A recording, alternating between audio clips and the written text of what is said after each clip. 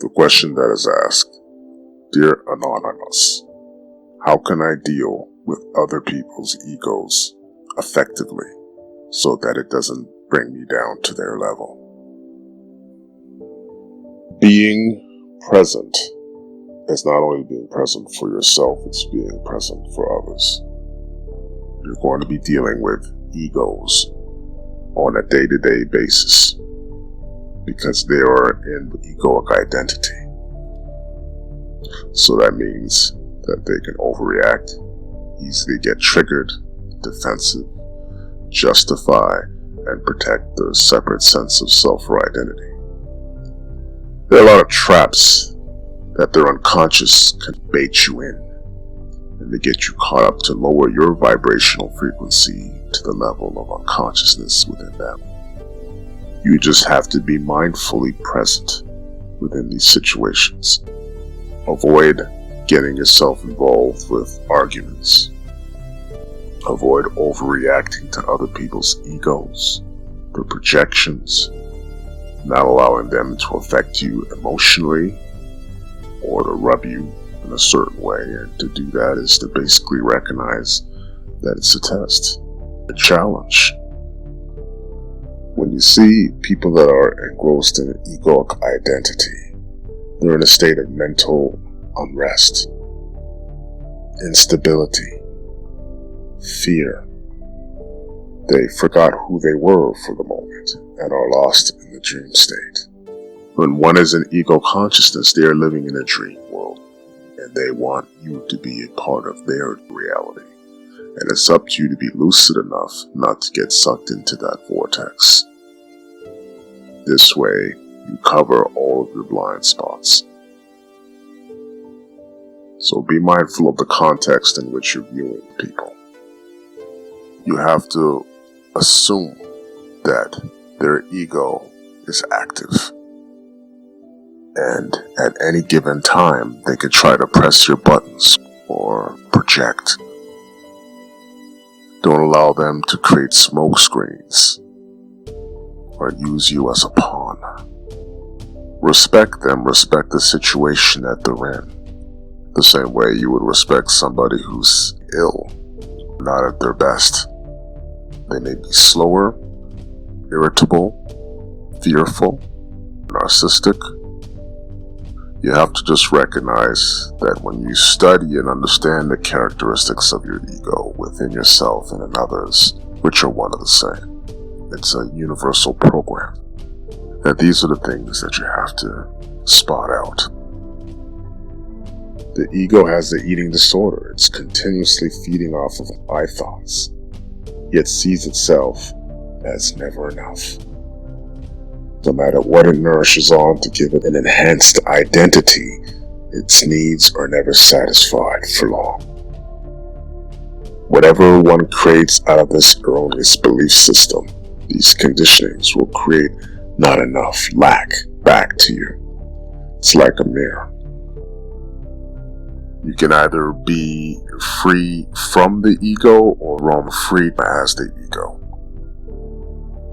Most beings that are seduced and possessed by the mind, they look for validation, attention, approval, a sense of rightness, specialness, entitlement. Sometimes they may try to get you in conversations that have to deal with gossip or judgments of others. You just have to be wise enough not to fully immerse yourself into that state of consciousness. So eventually they start to catch on that it's not really getting the support that they're looking for. Find all the hiding spots where the ego can hide within yourself. Within others, you don't necessarily have to point to them that that's coming through unless you're in a relationship in presence and you're helping that other individual by their own choices and agreement to overcome the traps of the ego. Don't denigrate what other people are saying. Don't put them down. Don't judge them. Just see it for what it is and respond instead of react. These are just patterns of behavior. Once you recognize it for what it is, you won't be in a position to fall into the trap that they're in. You can be present for them. When you don't overreact, when you don't get triggered, then that doesn't mean that you don't say anything when something's needed to be said. You don't speak up when you feel as though you're being mistreated, or somebody is talking to you in a certain way that you find unacceptable or inappropriate. But you can do that not from emotion, but from the standpoint of mindful presence. This way, when they're caught up in egoic identity, and they find ways of coping and coming to terms with their captivity, being enslaved by their conditioned mind, they're in a defeatist mentality, and it can be a time-wasting mechanism. When they're offended or upset, you realize that it doesn't, in the long run, prove anything. It doesn't make their point more valid as long as it's coming from the conditioned mind patterns. Don't over-dramatize the situation. Just take a step back, give it some space, and stay in alert stillness. Think twice about what you're going to say, knowing that there are consequences. When you're caught into reaction mode, as the other individual is, then no one will be able to see themselves out of that in that moment. You have to stay in the place of responding. Be present with your thoughts, feelings, and actions, because no one else is going to do it for you. In wakefulness, one chooses peace over drama. There's no need to put all of your time and energy and tension and conflict and miscommunication. You find the solution in presence. So do not be afraid to stand strong in your presence. Pull out the weeds in the garden, gives nourishment to the plant. Uprooting negative thoughts stills the mind.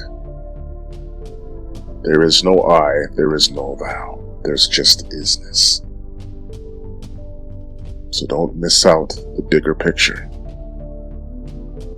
This is your alarm clock telling you to wake up from your human beta dream right now.